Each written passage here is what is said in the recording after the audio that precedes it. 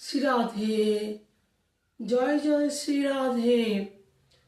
পরমানন্দ চিন্মূরতি, অখিল ব্রহ্মাণ্ড নায়ক অধিপতি, তিলকেশ্বর নন্দনন্দের ভগবান, শ্রী কৃপা সীম অনুকম্পা। প্রেম সে বল রাধে রাধে।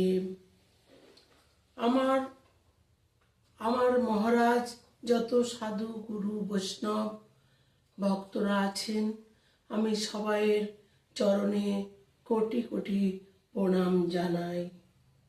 এই রাধারানীর জন্মলীলাটা পাঠ করছি।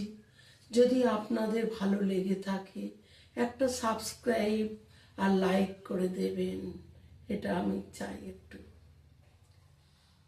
প্রেম সে বল রাধে রাধে। সেই বিন্ধ্যাচলে রাধারানী জন্মগ্রহণ করলেন। কোথায় করলেন? বিন্ধ্যাচলে।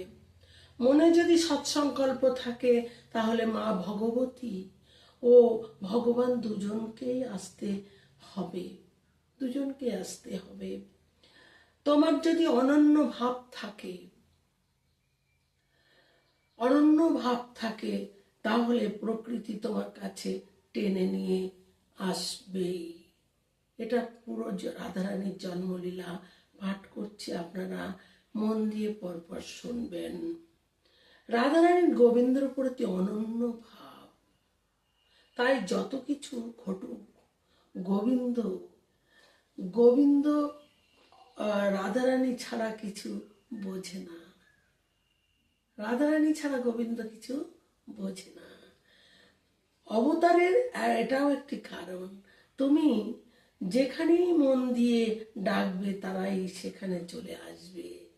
যেখানেই ডাকবে আমার রাধারানীর, আমার গোবিন্দকে, সেখানেই চলে আসবেন। আমরা তিনটে কারণ শুনলাম।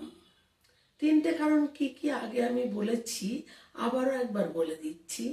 বসুধাম কন্যারূপে চেয়েছিলেন, আর কলাবতী ও কন্যারূপে একটা চেয়েছিলেন আমার রাধারানীকে, আর বিন্ধ্যাচলও কন্যারূপে চেয়েছিলেন।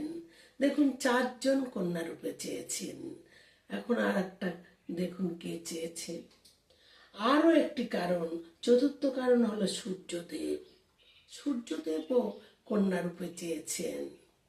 তাহলে সূর্যদেবের সাথে রাধারানীর কি সম্পর্ক? ভালো করে মন দিয়ে শুনবেন, খুব অদ্ভুত কথা। ভগবান যে সময় মোহিনী রূপ ধারণ করেছিলেন না, মানে রাধারানীর রূপ ধারণ করেছিলেন, খুব সুন্দর মোহিনী রূপ।